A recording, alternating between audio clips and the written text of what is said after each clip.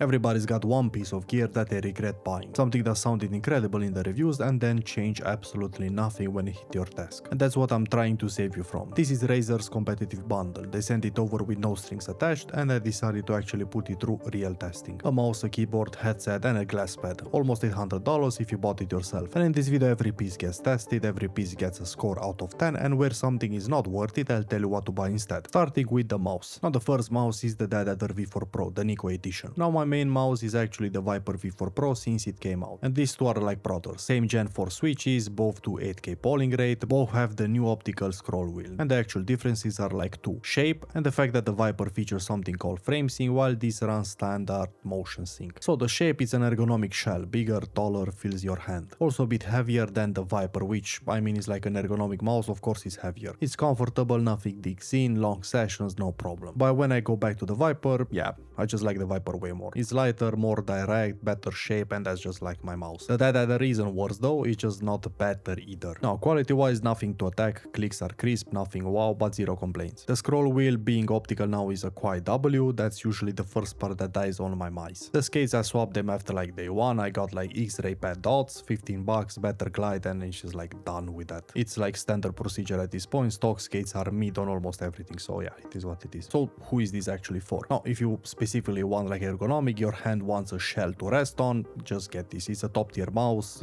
like no asterisks. Now you don't care about ergonomic, Viper V4 Pro, and it's not close enough to argue about. And if 170 is too much for a shape, the previous Deathadder goes on sale constantly and covers most people fine. And if you wonder about the score, that's gonna be at the end. Now let's move to the keyboard. Now here I got a Huntsman V3 Pro around $220, and quick context on where I'm judging this from. Now my main board is a Wooting 60HE, like the latest version. Now not because Wooting is untouchable, but because out of everything that I've tested, it's the one that never gave me a single problem. And that's the real story of this category in 2026. Performance is basically equal now. Rapid trigger, adjustable actuation, low latency, basically every decent Hall effect board has it. And in game they're all like pretty similar, almost the same. So what you're actually paying for at $220 is everything around that. The build, the reliability, how it feels every day. Now in game, and that's the part that actually matters, nothing to report, and I mean that as a compliment. Rapid trigger works, counter strafes feel instant, no interruption, no drama over like weeks of matches. Now where it loses points is around that. And first is the build. It's basically plastic, light in the wrong way, and at $220 I honestly expect like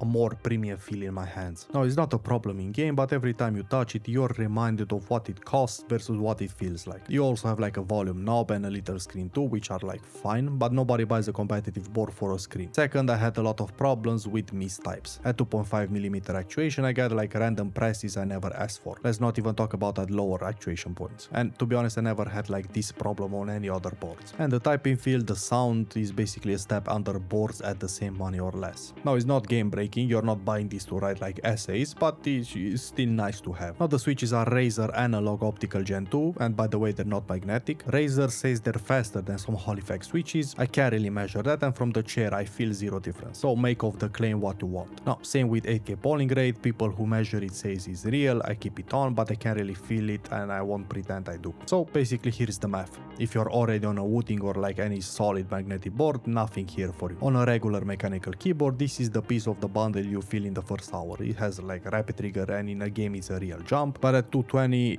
know what you're paying for. The Chinese Hall effect board delivers like 90% of this at half the price, and the gap isn't like performance, is warranty, availability, and the logo. Now whether that's worth like double is between you and your card. Now let's move to the headset, and here I have the BlackShark V3 Pro, $250. And before anything about this specific one, my honest position on gaming headsets in general, they're not where your money should go. Now if you're looking at gaming headset for like competitive gaming, $30 pair of IMs with decent tips get you like isolation and footsteps that hang with headset cost like 10 times more. But fun enough, this pair of headsets still managed to surprise me. With the one feature I was fully ready to call like a marketing gimmick, and I'm talking about noise cancellation. I pressed a button and the room is just like gone. PC fans gone, whatever's happening around you gone, just you and the game. And the first time I pressed it I sat there like a kid with a new toy, and I finally kinda understood what everybody was talking about. If you always had problems with locking in and just getting immersed into a game, this actually works. Now beyond that, it's genuinely complete package. wireless with delay, that's basically a solved problem, at least that's what like advertised. It has like a microphone built in, EQ presets for games straight into synapse, and everything just works like fine. Now as gaming headsets go, this is one of the good ones. Probably one of the best one I've ever tested or had like on my head. But here is the honest frame. Being one of the best gaming headsets is like being the best expensive way to solve a cheap problem. If your money is tight and you just want to hear enemies clearly, just like at IAMS, tips that seal in, and you can spend the difference on literally anything else. This headset is for a different person. The one who wants one device, wireless, mic included, comfort for like long sessions, and a button that deletes the room. But I just can't tell you that person is most people. And with headset out of the way, the last piece of the bundle, the glass pad. Now here I tested the Atlas Pro at $130, and some context so you know who's talking, I've been on glass pad for almost a year now, and I main the Wallhack SP005. So when Razer announced one, I was genuinely curious what they could do with this. And the first impression out of the box, this thing is super thin. 1.9mm, thinnest glass pad on the market, and that's basically the whole pitch. You pick it up and it flexes in a way that makes you handle it like it owes you money. It's held up fine so far, nothing cracked, nothing scratched, but it doesn't feel like something you move around carelessly. On the desk though, it's flat, it's stable, zero movement, the base is like super grippy and nice. The surface itself, this part they nailed it smooth, premium, feels expensive under the mouse, and tracking is completely clean. At like zero sensor issues, zero spinouts, and I want to be clear, that's not like a given with glass pads. I've tested a lot of like random glass pads from random brands where the sensor just loses its mind like mid-swipe, and Razer did that part right. Now my actual problem with this is like a combination of two things. It's like small and it's not that fast for a glass pad, and those two matter a lot, especially for me, because in CS or Valorant at real sense you're doing like full swipes and a small pad punishes full swipes. So of course I kept running out of pad. So who is this glass pad actually for? If you're curious about glass and want your first one from a brand with actual warranty and QC, this is a safe entry, generally well made. If you're already deep in glass pads and you swipe big, there are like faster, bigger surfaces out there for like similar money. And that's the whole bundle, which means it's time. Every piece scored out of 10, and the real answer on whether this whole desk is worth almost $800. Okay, so let's look at the scores. The mouse, Deathadder V4 Pro, is 8.5. It's the best thing that is sent. If you want an ergonomic shape, buy it and don't look back. If you don't specifically need like an ergonomic mouse, my personal favorite mouse is the Viper V4 Pro, and this one sits at a 9.4 for me. One of the highest scores I've ever given a mouse. And if you want these shapes without flagship money, ATK, VGN, BlackShark, M-Chose, these brands are like generally making good clones for a fraction of the price. Next is the keyboard, the Huntsman V3 Pro, and I scored this 6.2. In game it hangs with everything, but at 220, plastic in your hands and mistypes I never had on other boards is not a flagship experience, to be honest. And Chinese Halifax boards do like 90% of these at half the price. Next is the headset, the BlackShark V3 Pro, and this one I scored the 7.3, which is like crazy stupid high for like a gaming headset. And it's mostly because the noise cancellation generally got me. Now, the microphone is not that wow, but it does the job, and the whole package just works. One of the best gaming headsets I've put on. The category is a problem, not the product though. But like I said, the $30 IM still wins the value fight if you only care about competitive gaming or just like the overall immersion in gaming. And the last one is the glass pad, the Atlas Pro, and I give this one a 6.4. It's well made, tracking is flawless, but it's small and not that fast enough to get away with being small. Now the question that actually settles everything, forget scores for a second, what stays on my desk after this video? No, the Deathadder stays, the Viper obviously stays, that's my main, and the headset most likely yes, but for a laptop on the road where one wireless device with a microphone and ANC can actually make sense. And the glass pad gets one more chance, I just want to try faster DOS keys on it, see if speed fix is what size can't. And the keyboard